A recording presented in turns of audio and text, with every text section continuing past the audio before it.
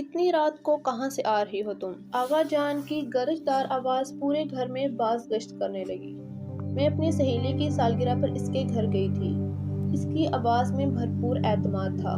کس سے پوچھ کر گئی تھی تم؟ آغا جان کی آواز اب پہلے سے کہیں بلند تھی۔ میں امی کو بتا کر گئی تھی۔ اس کا اعتماد کم نہ ہوا، نہ ہی اس کی زبان لڑکھڑائی۔ پوچھ کر کس سے گئی تھی تم؟ ان کا غصہ کم نہ ہوا۔ سامنے پورا گھر کھڑا تھا۔ آغا جان، تایا جان، دلاور، کسمہ تائی، اس کی اپنی امی انم، صوبیہ بھابی اور نرمین۔ آغا جان سب کے سامنے اس کی عدالت لگائے کھڑے تھے۔ اس کی امی جو کب سے خاموشی سے سب دیکھ رہی تھی، ڈرتے ہوئے اس کا دفاع کرنے آغا جان کے سامنے آ گئی۔ آغا جان، میں نے اجازت دی تھی اسے۔ آغا جان نے غصے سے گھور کر سعدیہ کو دیکھا۔ تم ہوتی کون ہو یہ فیصلہ کرنے والی؟ تم اگر اس گھر کی روایات اور اصول بھول گئی ہو تو میں تمہیں پھر سے یاد دلا دوں۔ اس گھر کے سارے فیصلے مرد کرتے ہیں۔ عورتوں کا کام صرف باورچی خانہ سنبھالنا ہے۔ آئندہ یہ بات تم بھی سمجھ جاؤ اور اپنی بیٹیوں کو بھی سمجھا دو۔ یہ آخری جملہ تھا جو آغا جان نے کہا تھا۔ اس کے بعد وہ غصے سے وہاں سے چلے گئے اور باقی گھر والے بھی ادھر ادھر ہو گئے۔ وہ جب کمرے میں آئی تو سب سے پہلا تھپڑ اسے امی سے پڑا۔ وہ جانتی تھی امی اس کے انتظار میں ہوں گی اور اب اسے دوسری عدالت کا سامنا کرنا ہوگا۔ کہا تھا نا تم سے رات کو مت جاؤ، کیوں گئی تھی تم؟ عشرت نے غصے سے دوپٹہ اتار کر بیڈ پر پھینک دیا۔ میں نے کوئی چوری نہیں کی امی، بتا کر گئی تھی آپ کو۔ آغا جان کو تو نہیں بتا کر گئی تھی تم؟ میں آغا جان کی ملازمہ نہیں ہوں جو ہر بات ان سے پوچھ کر کروں۔ اگر ان کا بس چلے تو اس گھر کی عورتوں پہ سانس لینے کی بھی پابندی لگا دیں۔ آہستہ بولو بدبخت، اگر کسی نے سن لیا تو؟ عشرت سعدیہ کی بات کاٹ کے بولی۔ تو سن لیں، میں ڈرتی کسی سے نہیں۔ سعدیہ نے گھبرا کر دروازہ بند کر دیا۔ بند کرو بکواس، خدا کے لیے چپ ہو جاؤ۔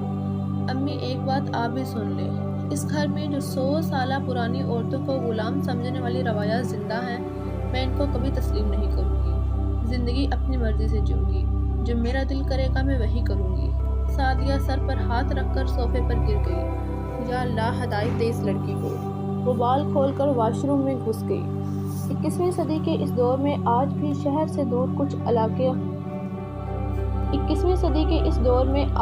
شہر سے دور کچھ علاقوں میں ایسی جاہلانہ رسومات اور روایات زندہ تھیں جن میں عورت کو پاؤں کی جوتی سمجھا جاتا تھا، اور وہ بھی ایک ایسے گھرانے میں پیدا ہوئی جہاں آنکھیں کھلتے ہی اس نے ہمیشہ گھر پہ مردوں کو حکومت کرتے اور گھر کی عورتوں کو ان کے سامنے سر جھکائے دیکھا۔ وقت بدل گیا، زمانہ بدل گیا، لیکن ان کے گھر کی روایات نہیں بدلی۔ کھانے میں کیا بنے گا سے لے کر گھر کی ایک اینٹ تک ہر فیصلہ آغا جان یا تایا جان ہی کرتے تھے۔ گھر کی عورتوں کو اپنی مرضی سے ایک گملہ بھی یہاں سے اٹھا کر وہاں رکھنے کی اجازت نہ تھی۔ عورتوں کے کپڑے، جوتے، حتیٰ کہ ان کی شادیوں کے فیصلے بھی مرد ہی کرتے تھے۔ وہ جو پرانی سوچ رکھنے والے لوگ تھے، جو عورت کا بولنا بھی برداشت نہیں کر سکتے تھے۔ اس کے باپ کی ڈیتھ 4 سال قبل ہوئی۔ اس کی زندگی میں اسے کافی اختیارات حاصل تھے۔ گھر کے پرانے نظام کے باوجود اس کے ابو نے کبھی اس کے ساتھ زیادتی والا رویہ نہیں رکھا، ہمیشہ اسے عزت، احترام اور محبت دی۔ آغا جان اور تایا جان کی سخت مخالفت کے باوجود اسے تعلیم دلوائی اور وہ شعور دلایا کہ آج وہ اپنے خاندان کی غلط روایات کے خلاف ڈٹ کر کھڑی ہے۔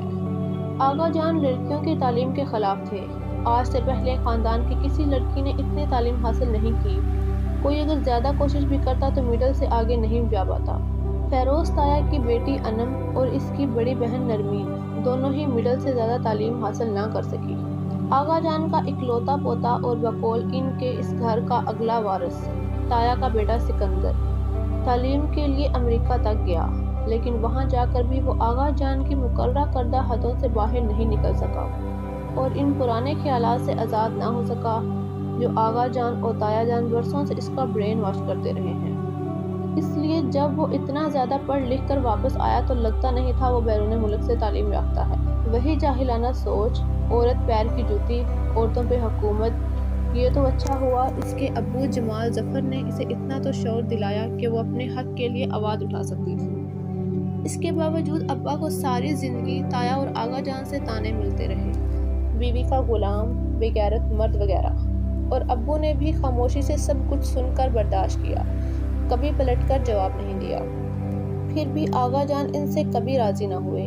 ایک رات خاموشی سے انہوں نے اس دنیا سے رخصت لے لی اور ان تینوں ماں بیٹیوں کو آغا جان اور ان کے خاندان کے رحم و کرم پر چھوڑ گئے۔ آغا جان پہلے اگر انہیں تھوڑی بہت اہمیت دیتے بھی تھے تو وہ جمال ظفر کی وفات کے بعد بالکل ختم ہو گئی۔ جائیداد ساری آغا جان کی مٹھی میں تھی، اس لیے ان کے سامنے سر جھکانے کے علاوہ اور کوئی راستہ نہیں تھا۔ اس کے برعکس عظمیٰ تائی کی پاورز ان سے کہیں زیادہ تھی۔ وہ 2 بیٹوں کی ماں تھی اور ان کا شوہر بھی زندہ تھا ابھی، اس لیے ان کی ہر بات کو اہمیت حاصل تھی۔ آغا جان 3 بار MNA سلیکٹ ہوئے۔ اب وہ آئندہ الیکشن میں اپنے پوتے سلطان فیروز کو سامنے لانا چاہتے تھے۔ عشرت کو ان کی ذاتی زندگی سے کوئی فرق نہیں پڑتا، جو چاہیں کریں، لیکن اسے ان کی یہ زبردستی عورتوں پہ حکومت کرنے والی عادت سے سخت نفرت تھی۔ گیلے بالوں کے ساتھ وہ چھت پر چلی آئی۔ اس کے ہاتھ میں چائے کا کپ تھا۔ آج بارش کے بعد چھت پہ ٹھنڈی ہوا اسے بھلی لگ رہی تھی۔ ایک ٹانگ پہ دوسری ٹانگ رکھے وہ آسمان پہ چاند ستاروں کو دیکھ رہی تھی۔ کوئی طوفان کی تیزی سے اس کے پاس آیا اور اس کے سامنے کھڑا ہو گیا۔ کہاں گئی تھی تم اتنی رات کو؟ عشرت بنا اس کی آمد کو نوٹس کیے، بنا اسے اہمیت دیے خاموشی سے دوسری طرف منہ کر کے چائے کا سپ لے رہی تھی، جیسے وہ پہلے ہی اس کی آمد کے بارے میں جانتی تھی۔ میں تم سے بات کر رہا ہوں، تم ہوتے کون ہو مجھ سے سوال کرنے والے؟ وہ نہ تو اس کی روبدار شخصیت سے ڈر رہی تھی اور نہ ہی اس کے دراز قد سے۔ تمہارا منگیتر اور ہونے والا شوہر۔ وہ غصے سے دھاڑا۔ خوش فہمی ہے تمہاری۔ میں کسی منگنی کسی رشتے کو نہیں مانتی۔ تمہارے ماننے سے مجھے کوئی فرق نہیں پڑتا، اور یہ نظریں جھکا کر بات کرو مجھ سے اور دوپٹہ سر پہ لو۔ اچانک اس کی نظر عشرت کے کھلے بالوں کی طرف گئی۔ نوکر نہیں ہوں تمہاری، خرید کے نہیں رکھا تم نے مجھے۔ یہ تم کیا لگا رکھا ہے تم نے؟ آپ کہا کرو مجھے۔ کیوں تمہاری شکل اچھی ہے؟ چلو یہاں سے جاؤ، چائے پینے دو مجھے۔ تم پہلے بتاؤ مجھے کہاں گئی تھی رات کو؟ وہ اس کے بازو دبوچ کر بولا۔ ہاتھ چھوڑو میرا، میں تمہارے سامنے جواب دہ نہیں ہوں۔ سکندر نے اس کے ہاتھ سے کپ چھین کر دور پھینک دیا اور اسے اپنے مزید قریب کرتے ہوئے بولا، بتاؤ مجھے۔ عشرت نے جھٹکے سے اپنا ہاتھ چھڑایا۔ اپنے لیمٹس میں رہو۔ میں کہاں جاتی ہوں، کیوں جاتی ہوں، اس سے تمہارا کوئی لینا دینا نہیں۔ وہ غصے سے اس کے سامنے سے گزرتی ہوئی کمرے کی طرف بڑھی۔ چھوڑوں گا نہیں میں تمہیں۔ پیچھے سے سکندر کی غصے بھری آواز کو بنا کوئی اہمیت دیے وہ اپنے کمرے میں آئی۔ سامنے نرمین آپی کھڑی تھی۔ سکندر کیا کہہ رہا تھا؟ بکواس کر رہا تھا۔ بری بات ایسا نہیں کہتے عشرت، پلیز آپی، اب آپ نہ شروع ہو جائیں امی کی طرح۔ نرمین ٹھنڈی سانس لے کر بیڈ پر بیٹھ گئی۔ وہ ڈائجسٹ اٹھا کر پڑھنے لگی۔ امی بتا رہی تھی تم رات کو باہر گئی تھی، اتنی رات کو کہاں گئی تھی؟ عشرت نے ڈائجسٹ رکھ کر آنکھیں پھاڑ کر نرمین کو دیکھا۔ آپی جیسے آپ سب لوگ صبح سے اتنی رات کہہ رہے ہیں، وہ کوئی رات کے 2 بجے نہیں تھے، 8 ہی بجے واپس آ گئی تھی میں۔ وہ سب کو جواب دے دے کر اکتا چکی تھی۔ سب سے زیادہ غصہ اسے سکندر نے دلایا تھا۔ تم یہ کیسے بھول گئی ہمارے گھر میں شام 5 کے بعد عورتیں، خاص طور پر لڑکیوں کا گھر سے نکلنا بند ہو جاتا ہے۔ عشرت اب ٹیبل سے سیب اٹھا کر کھا رہی تھی۔ وہ سب قانون تم جیسی ڈرپوک لڑکیوں کے لیے ہوتے ہوں گے۔ میں آغا جان کا بنایا ہوا ایسا کوئی رول نہیں مانتی۔ میں آغا جان کا بنایا ہوا ایسا کوئی رول نہیں مانتی، اس نے طنز کرتے ہوئے کہا۔ تمیز سے بات کرو آغا جان کے بارے میں، وہ تمہارے بھی دادا ہیں۔ جب رشتوں کا تقدس وہ نہیں مانتے تو میں کیوں مانوں؟ انہوں نے کبھی مجھے پوتی سمجھا ہے؟ ہمیشہ ایک عورت سمجھا ہے، اور عورت ان کی نظروں میں صرف پاؤں کی جوتی ہے۔ جس شخص کے دل میں میرے لیے عزت اور محبت نہیں، میں کبھی اس کو عزت اور محبت نہیں دے سکتی۔ نرمین نے اپنا سر پیٹ لیا۔ واقعی امی ٹھیک کہتی تھی، تم کبھی نہیں سمجھ سکتی۔ تمہیں کیا ملتا ہے یہ سب کر کے عشرت؟ ہم سب بھی تو زندگی جی رہے ہیں، ہمیں تو کبھی کوئی مسئلہ نہیں ہوا۔ اچھا سچ میں آپ کو کبھی کوئی مسئلہ نہیں ہوا؟ آغا جان نے آپ کی شادی بنا آپ سے پوچھے اپنے کسی دوست کے بیٹے سے کر دی، اور اس نے 2 مہینے میں ہی آپ کو طلاق دے کر گھر بھیج دیا، اور اب آغا جان آپ کی دوسری شادی کے لیے بھی نہیں مانتے۔ ہمارے ابو کو بھی یہی غم اور سٹریس لے گیا۔ آغا جان نے آج تک امی کو اور ہمیں قبول نہیں کیا، اور تم کہتی ہو ہمیں کبھی کوئی مسئلہ نہیں ہوا۔ عشرت پھٹ پڑی۔ نرمین نے نظریں چرائی۔ اور آپ زندگی جی نہیں رہی، گزار رہی ہیں، لیکن تم کبھی اس سب کو بدل نہیں سکتی۔ یہ روایات برسوں سے چلی آ رہی ہیں، تم انہی اصولوں کے ساتھ جینا ہوگا۔ نرمین نے اس کے ہاتھ پہ ہاتھ رکھ کر بڑی اداسی سے کہا، مجھے گھٹن ہوتی ہے اس محل میں جہاں سب کچھ ہے، صرف آزادی نہیں۔ کبھی کبھی میرا دل چاہتا ہے بھاگ جاؤں اس قید خانے سے۔ وہ اداسی سے بولی۔ اچھا چھوڑو یہ فضول باتیں، بتاؤ سکندر نے کیا کہا تم سے؟ نرمین نے ایک دم موضوع بدل دیا۔ وہ اکثر عشرت کے ارادوں سے ڈرتی تھی۔ وہی پرانی بکواس، دوپٹہ سر پہ لو، مجھے آپ کو ہو فلاں فلاں۔ تو تم اس کی بات مان کیوں نہیں لیتی؟ دماغ تو نہیں خراب میرا، میں کیوں کسی کی بات ماننے لگی؟ وہ کسی نہیں تمہارا منگیتر ہے۔ عشرت نے تیزی سے اس کی بات کاٹ دی۔ یہ سن سن کر بور ہو جاتی ہوں۔ 20 سال پہلے کی گئی کسی احمقانہ منگنی کو میں نہیں مانتی۔ یہ ان مردوں کا فیصلہ تھا جو خود کو دوسروں کی زندگی کا خدا سمجھتے ہیں، جبکہ میں صرف ایک خدا کو مانتی ہوں۔ کھلے دروازے سے امی کپڑے لیے داخل ہوئی۔ سمجھاؤ سمجھاؤ اس بدبخت کو، اپنے ساتھ ساتھ ہمیں بھی مروائے گی۔ اگر آغا جان اور فیروز بھائی اس کی بکواس سن لیں تو ابھی ہم سب کو دھکے مار کر گھر سے نکال دیں گے۔ عشرت تیزی سے کھڑی ہوئی۔ ایسے کیسے نکال دیں گے؟ یہ گھر ان کے باپ کا ہے کیا؟ اس گھر میں ابو کا بھی آدھا حصہ ہے۔ وہ زور سے چلا اٹھی۔ سعدیہ بیگم اور نرمین دونوں شاکڈ تھی۔ آہستہ بولو کمبخت۔ سعدیہ بیگم نے آگے بڑھ کر اس کے منہ پہ ہاتھ رکھا اور اسے زور سے دھکا دیا۔ وہ بیڈ پر جا گری۔ نرمین بھی کھڑی ہوئی۔ خدا کا خوف کرو عشرت، کیوں ہم سب کو بے عزت کرانا چاہتی ہو؟ وہ بیڈ پہ پڑی غصے سے کھول رہی تھی۔ اچھا امی، آپ بھی اب جائیں، میں سمجھا دوں گی اسے۔ تمہاری برتھ ڈے پر آنا مجھے مہنگا پڑ گیا۔ پوچھو نا کیا کیا تماشے ہوئے یہاں۔ اگلے دن وہ لان میں ٹہلتے ہوئے کال پہ بات کر رہی تھی اور ساتھ اپنے ناخن بھی چبا رہی تھی۔ مجھے پتا نہیں تھا تمہاری فیملی والے اس طرح کے ہیں، ورنہ میں تمہیں اتنا فورس نہ کرتی۔ زویا کچھ شرمندگی سے کہہ رہی تھی۔ نہیں، قصور تمہارا نہیں ہے زویا، دماغ خراب ہے ان سب کا۔ ان کو لگتا ہے اگر عورت گھر سے باہر نکلی تو اس کی عزت ہی لٹ جائے گی، یہ معاشرے میں سر اٹھانے کے قابل نہیں رہے گی۔ وہ ٹہلتے ٹہلتے گھاس پہ رکھی کرسی پر بیٹھ گئی۔ جو بھی ہے، لیکن تمہیں اب اس گھر کے انہی رولز کے ساتھ زندگی گزارنی ہے۔ سکندر بھی اسی سوچ کا مالک ہے، اس کا تو نام ہی نہ لو میرے سامنے۔ وہ یہ بھی نہ سوچو کہ میں اس گھر کی جاہلانہ رولز کے ساتھ سمجھوتا کر لوں گی۔ مر جاؤں گی لیکن اس چھوٹی سوچ کے انسان سے کبھی شادی نہیں کروں۔ سکندر کا نام سن کر وہ اکثر کھول جاتی۔ چل ٹھیک ہے، بعد میں بات کروں گی، ابھی کیک بنانے کے لیے اوون میں رکھا ہے، کہیں جل نہ جائے۔ چل ٹھیک ہے، اللہ حافظ۔ کال کٹ ہونے کے بعد بھی وہ وہیں بیٹھی رہی۔ گھر میں لڑکیوں کے موبائل استعمال کرنے پر پابندی تھی، اس لیے وہ چھپا کر استعمال کرتی۔